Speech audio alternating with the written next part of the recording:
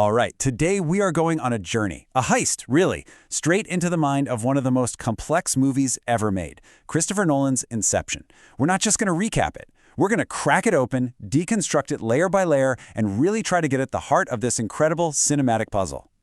So the whole movie kicks off with this one question. It's not a germ, not some kind of bug. It's something way more personal. What's that thing that can get inside your head, take root, and just grow? Something that can define you, or maybe even destroy you? An idea. That's it. So simple, right? But also kind of terrifying when you think about it. Once an idea is in your mind, fully formed, well, good luck getting it out. This one single concept, that's the engine driving this entire incredible story. Okay, so to get this world, we have to start with the man right at the center of it. A thief who doesn't steal your money or your jewels, he steals something you can't even touch. Meet Cobb. He is, without a doubt, the absolute best at what he does, which is a very strange kind of corporate espionage using shared dreams. But here's the catch. Being the best has cost him everything. He's a wanted man, can't go home, and the worst part, he can't see his kids' faces. So Cobb's life is this constant running, until he gets an offer. And it's not just another dangerous job. It's a job that everyone says is literally impossible. But it comes with a promise of the one thing he wants more than anything. And here's where we get to the core of it. Cobb's whole career, everything he's known, is extraction. That's going into someone's mind to steal an idea. This new job, it's the complete opposite. It's inception. The goal is to go in and plant a brand new idea so deep that the person thinks they came up with it themselves. It's wild. It's the perfect crime, because the victim has no idea a crime was even committed. And this is why he'd even think about doing something so impossible. The client, a very powerful businessman named Saito, isn't offering him money. He's offering him a clean slate, a ticket home. So right away, you know this mission is everything. It's his only shot at redemption, his only way back to his life. So who's the mark? Robert Fisher Jr. He's about to inherit this massive global energy empire. And the mission? The idea they have to plant is to convince him, from the inside of his own head, to break up his dad's company. It has to feel like his own brilliant idea. Now, you can't pull off a job like this by yourself. So Cobb assembles a dream team, literally. You've got Arthur, his super organized, trusted right-hand man.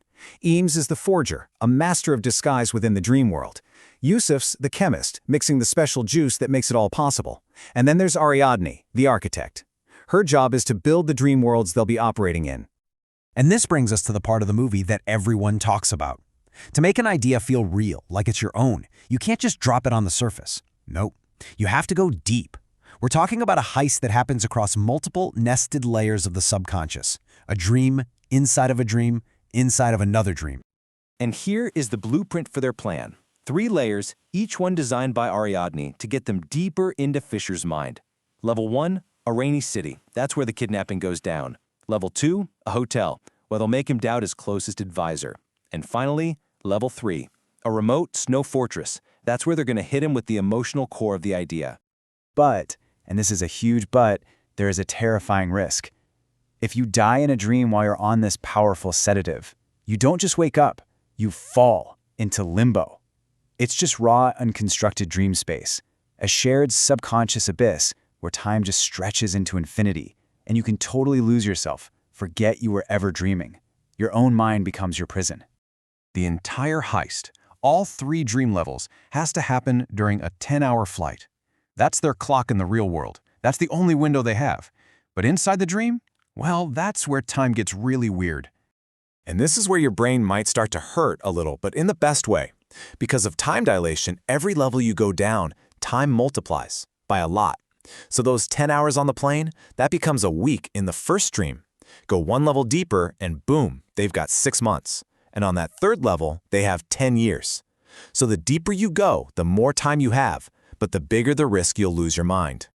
So the mission is already basically impossible. But the team finds out pretty quickly that the biggest danger isn't Fisher's mind.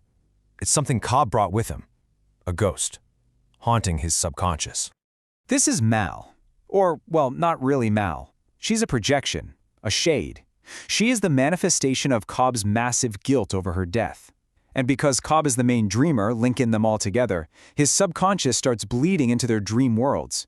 And his projection of Mal, she's smart, she's angry, and she is actively trying to sabotage the entire mission. So, as you can imagine, the plan just starts to fall apart almost immediately. Mal keeps showing up at the worst possible times. Fisher's mind, it turns out, has been trained to defend itself, so his subconscious is literally fighting back with trained killers. And to top it all off, their client, Saito, gets shot in the very first level, which means if he dies, he's lost in Limbo forever, and the whole deal is off. So with everything just completely going haywire, the team is racing against multiple clocks on multiple dream levels to plant the idea and get out before they're all trapped for good. And against all odds, they actually pull it off. But here's the really genius part of it all. They don't just trick Fisher. Way down on the deepest level, they create this moment of genuine emotional catharsis between him and a projection of his dying father. And in that moment, the idea, my father wants me to be my own man, it doesn't feel planted. It feels earned. It feels real. And that, right there, is the secret to a true Inception. But the mission's not over for Cobb. He has to go even deeper, down into Limbo, to rescue a teammate. And down there, he has to face his final choice. He has to confront the shade of Mal, which is really just him confronting his own regret.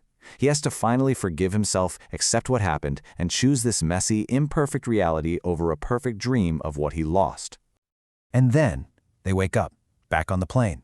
Saito makes good on his promise. One phone call, and for the first time in years, Cobb just walks through airport security, a free man. He gets home, and he finally sees his children's faces. He spins his totem. It's a little top that will spin forever in a dream, but will eventually fall in reality. But he doesn't wait to see it fall. He walks away to hug his kids. And the top spins and spins, and then the screen just cuts to black. It leaves us with that one huge, ultimate question. After a journey that deep into the mind, can you ever really be sure you've woken up?